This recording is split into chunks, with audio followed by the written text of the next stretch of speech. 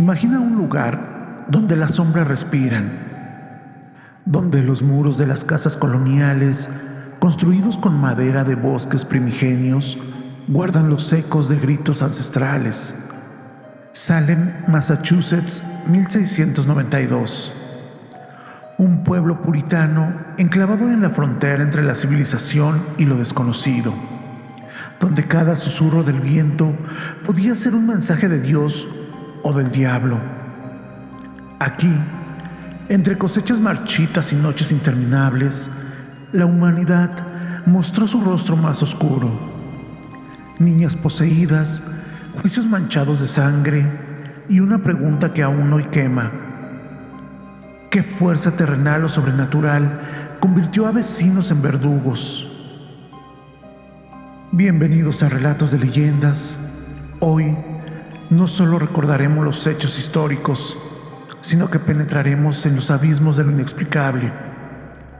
Hablaremos de pactos con entidades sin nombre, de fantasmas que aún deambulan por los bosques prohibidos y de una maldición que, según muchos, jamás se extinguió. ¿Están preparados para enfrentar los secretos de las brujas de Salem? En el invierno de 1692, la villa de Salem era un polvorín de tensiones. Los puritanos, obsesionados con la pureza espiritual, vivían bajo la constante amenaza de ataques indígenas, enfermedades y disputas de tierras.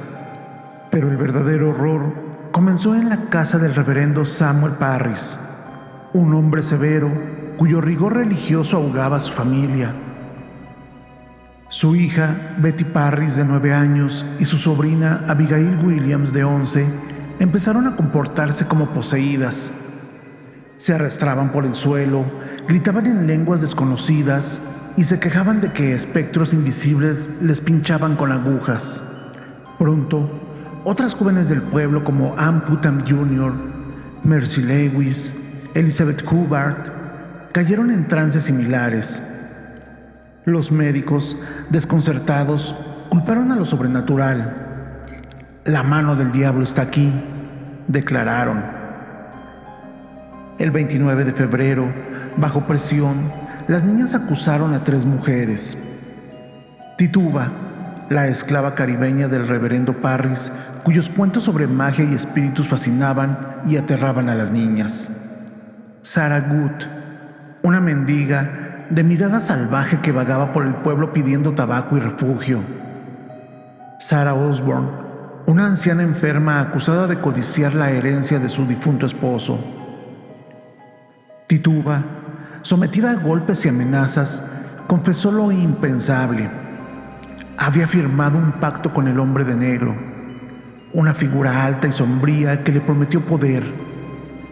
Volaba en palos hacia aquelarres en el bosque y había visto a otras mujeres beber sangre y adorar a Satanás. Su testimonio, una mezcla de rituales africanos, folclore indígena y miedo puritano, desató el infierno. Ya para abril, la casa de las brujas era imparable. Los juicios, precedidos por jueces como William Stoughton y John Hathorne, ancestros del escritor Nathaniel Hawthorne, permitían evidencia espectral. Las acusadas eran condenadas porque sus espectros atormentaban a las víctimas en sueños. La lógica era perversa. Si negabas ser bruja, era prueba de que el diablo te hacía mentir. Y si confesabas, te perdonaban para luego colgarte igual. Las ejecuciones fueron brutales. Bridget Bishop, una mujer independiente de cabello rojo y vestidos llamativos, fue la primera en morir por la horca el 10 de junio.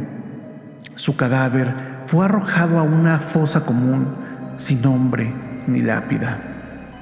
Giles Corey, una terrateniente de 81 años, fue prensado con piedras durante 3 días por negarse a declararse culpable. Sus últimas palabras fueron un jadeo: más peso. Rebecca Nurse, una abuela piadosa y respetada, fue ahorcada el 19 de julio y mientras subía al cadalso murmuró: Dios me juzgará, no ustedes. Para 1693, 19 personas habían sido ejecutadas, 5 murieron en prisión y cientos más fueron acusadas. Pero, ¿qué provocó esta locura colectiva? Algunos historiadores culpan al cornezuelo del centeno, un hongo alucinógeno que causa convulsiones y visiones. Otros apuntan a rencillas familiares. Las acusadoras eran hijas de granjeros pobres, mientras que muchas víctimas eran terratenientes adinerados. Pero hay quienes susurran que algo más antiguo y oscuro se despertó en Salem.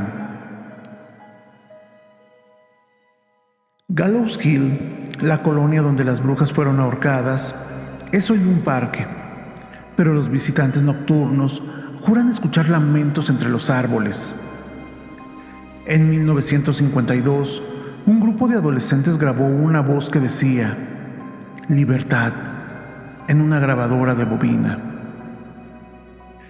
Cuando reprodujeron la cinta, solo había estática, excepto por un susurro final: «No soy libre». La Casa de los 7 Tejados, inspiración de Nathaniel Hawthorne, es otro epicentro de fenómenos. En 2008, una turista fotografió una figura femenina en el tercer piso, vestida con traje del siglo XVII. Al revisar la foto, la figura había desaparecido, pero las ventanas aparecían empañadas con la palabra «inocente», escrita al revés. Pero la leyenda más escalofriante es la del espejo de Ann Putnam. Ann, una de las principales acusadoras, se arrepintió públicamente en 1706. Según se cuenta, antes de morir, escondió un espejo en el bosque, maldiciendo a quienes lo encontraran. En 1986, un anticuario lo compró en una subasta. Esa noche, su esposa lo halló muerto. Se había cortado la garganta con un trozo de cristal. En la pared, escrito con sangre, decía: «Ella me ve». Ya para el 2017, el equipo de investigación paranormal Shadow Seekers exploró Proctor's Ledge, el sitio exacto de las ejecuciones. Usando un Spirit Box, es un dispositivo que barre frecuencias de radio, captaron una voz clara. ¿Por qué repite nuestro dolor? Horas después, uno de los investigadores, Mark Thompson, sufrió un derrame cerebral. En su diario personal, escrito días antes, había una frase repetida: «El hombre de negro está aquí». Pero el caso más inquietante es el de Lena Marlowe, una joven que en 2020 visitó Salem para hacer un documental. En su último video subido a YouTube, se le ve entrando al cementerio Old Burying Point de noche. De repente, la cámara capta una figura alta y oscura detrás de ella. Lena corre, la pantalla tiembla y el video termina con un primer plano de su rostro. Sus ojos completamente negros, susurrando: «Firmé el libro». Nunca se volvió a ver. Podemos decir que Salem es un recordatorio de que el miedo puede ser más letal que cualquier brujería, pero también es un espejo. ¿Qué monstruos crearíamos hoy si el pánico colectivo nos dominara? Las víctimas de 1692 descansan en tumbas sin nombre, pero sus historias, y quizás sus espíritus, exigen ser escuchadas. Así que la próxima vez que camines por un bosque al atardecer, presta atención. Podrías escuchar el crujir de una rama que no es solo el viento, o sentir una mirada antigua clavándose en tu nuca. Porque en Salem, el pasado nunca está muerto, ni siquiera está pasado. Gracias por acompañarme en este viaje al corazón de la oscuridad, y los invito a suscribirse y a compartir este video. Y cuéntenme, ¿qué harían si el diablo llamara a su puerta? Hasta la próxima en Relatos de Leyendas. Y recuerden, las mejores historias son aquellas que no deberían ser ciertas.